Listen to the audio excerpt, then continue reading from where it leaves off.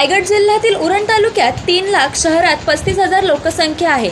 15 खासगी हॉस्पिटल आहेत, तरी एकाही हॉस्पिटलमध्ये उपचारासाठी आयसीयू कक्ष नसल्याने समाजसेवक परीक्षित ठाकूर यांनी केली आईसीयू कक्षाची मागणी। आज हम इस वीडियो में जानेंगे कि आईसीयू क्या होता है।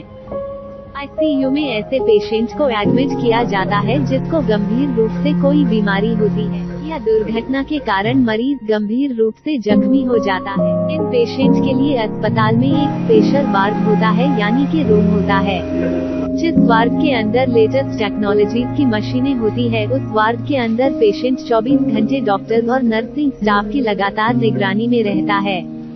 इस वार्ड को आईसीयू यानी कि इंटेंसिव केयर यूनिट कहा जाता है। अब हम बात करेंगे कि आईसीयू में कौन कौन सी मशीनों का उपयोग किया जाता है।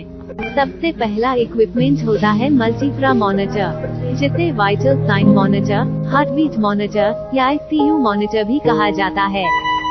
मल्टीप्रा मॉनिटर के अंदर पेशेंट की ECG, pulse rate, temperature, respiration, ये सारी एक्टिविटीज मल्टीप्रा मॉनिटर के अंदर मेजर की जाती है। अब हम बात करेंगे वेंटिलेटर की।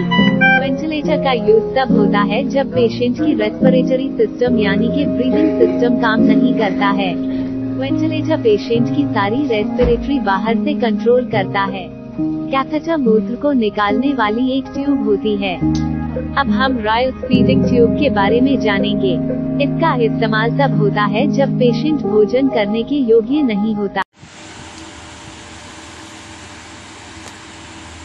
रायगड जिल्ह्यातील उरण तालुक्यातील लोकसंख्या सुमारे 2 ते 3 लाख आहे। शहरातील 30 ते 40 हजारापर्यंत आहे। या नागरिकांपैकी कोणी अपघातात गंभीर जखमी झाला किंवा आजाराने सिरियस झाला तर त्याला उरणमधील ग्रामीण रुग्णालयात उपचार करण्यासाठी दाखल करण्यात येते। तेथे उपचारासाठी आयसीयू सोय उपलब्ध नसल्याने खासगी हॉस्पिटलमध्ये उपचारासाठी पाठवण्यात येते। त्या दवाखान्यात आयसीयू सुविधा उपलब्ध नसल्याने वाशी, पनवेल किंवा मुंबई या ठिकाणी जाण्याचा सल्ला दिला जातो, परंतु या ठिकाणी जाण्यासाठी 1 ते 2 तासाचा वेळ लागतो। या वेळेत पेशंट जिवंत राहील याची शाश्वती कमी असते, तरी नातेवाईक प्रयत्न करीत असतात। आज उरण शहरात खासगी 15 हॉस्पिटले आहेत, त्या हॉस्पिटलमध्ये कोणताही आयसीयू विभाग नाही, हे उरणमधील जनतेचे दुर्दैव म्हणावे। या विषयावर 2009 पासून उरण सामाजिक संस्था आंदोलन पत्रव्यवहार करीत आहे, परंतु आतापर्यंत काही सुविधा उपलब्ध झाली नाही। 2009 उरणमध्ये विधानसभेवर पनवेलचे विवेकानंद पाटील आमदार निवडून आले। त्यांनी हा विषय मार्गी लावण्यासाठी प्रयत्न केले। 2014 मध्ये शिवसेनेचे मनोहर शेठ भोईर निवडून आले, त्यांनीही प्रयत्न केले। 2019 महेश शेठ बालदी निवडून आले, परंतु आयसीयू कक्ष उपलब्ध होत नाही। नागाव मांडल शांताराम ठाकूर माजी सरपंच 1984 साली जमीन बचाव आंदोलनात ज्यांचा सिंहाचा वाटा होता, त्यांचे पुत्र प्रकाश ठाकूर यांचे चिरंजीव नागाव माजी सरपंच, उरण तालुका राष्ट्रवादी काँग्रेसचे तालुकाध्यक्ष समाजसेवक परीक्षित ठाकूर यांनी राष्ट्रवादी काँग्रेस पक्षाचे प्रदेश अध्यक्ष सुनील तटकरे यांना लेखी निवेदन करून उरण तालुक्यात इंदिरा ग्रामीण रुग्णालयात आयसीयू कक्ष उपलब्ध करून देण्यात यावे अशी मागणी केली।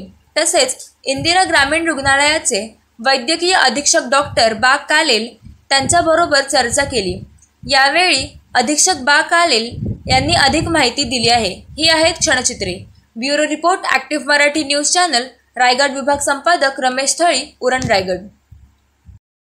आपल्या उरण तालुक्यात 2 प्रश्न असे जटिल आहेत, एक आयसीयू आणि एक शवगृह। या संदर्भात आपण काय माहिती देऊ शकाल? बरोबर, उरण तालुक्याचा विचार करता जवळपास 1.5 लाखपेक्षा जास्त लोकसंख्या आहे, मजूर वर्ग पण भरपूर आहे आणि त्या प्रमाणात तसं पाहिलं तर आयसीयूची सोय उरण तालुक्यात इवन खाजगी दवाखान्यात सुद्धा उपलब्ध नाही आहे। त्यामुळं आयसीयू उरणमध्ये होणं अतिशय गरजेचं आहे।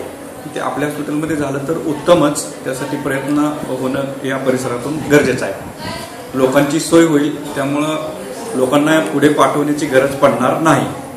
आणि दुसरा महत्त्वाचा विषय आहे की आपल्या तालुक्यामध्ये अनोळखी जे मृतदेह येतात ते जवळपास 4 ते 5 मृतदेह प्रत्येक महिन्याला येतात। मग आम्ही फक्त त्यांचं कसं पोस्टमार्टम म्हणजे शवविच्छेदन करून देतो, परंतु त्यानंतर ते कमीत कमी 7 दिवस तरी ठेवून त्याची चौकशी करायला लागते, त्याची ओळख पटवावी लागते.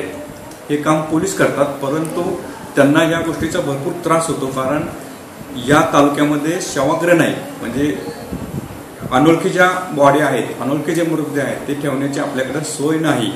आणि बऱ्याच वेळा असं होतं की आपण शवविच्छेदन करून दिल्यानंतर पोलिसांना पनवेलला जावं लागतं, पण पनवेलला पण 6 बॉडी ठेवायची सोय असल्यामुळे आणि जवळपास 11 ते 12 बॉडीज असल्यामुळे त्यांना पण तिथं जिकिरीचं होतं, त्यांना ठेवता येत नाही. त्यामुळे मग कधी कधी त्यांना MGMला जावं लागतं. मग पोलीस कधी कधी असं रात्रभर फिरत बसतात आणि त्यांना खूप त्रास होतो. म्हणजे हा आपला सिस्टीमचाच एक भाग असल्यामुळे या हॉस्पिटलमध्ये किंवा उरणच्या आजूबाजूच्या परिसरामध्ये शवाग्र होणं ही अत्यंत महत्वाचं आणि गरजेचं आहे. म्हणजे ICU आणि शवाग्र हे उरण शहराला महत्वाचे विषय आहेत. बिलकुल बिलकुल, धन्यवाद. विषय महत्वाचे.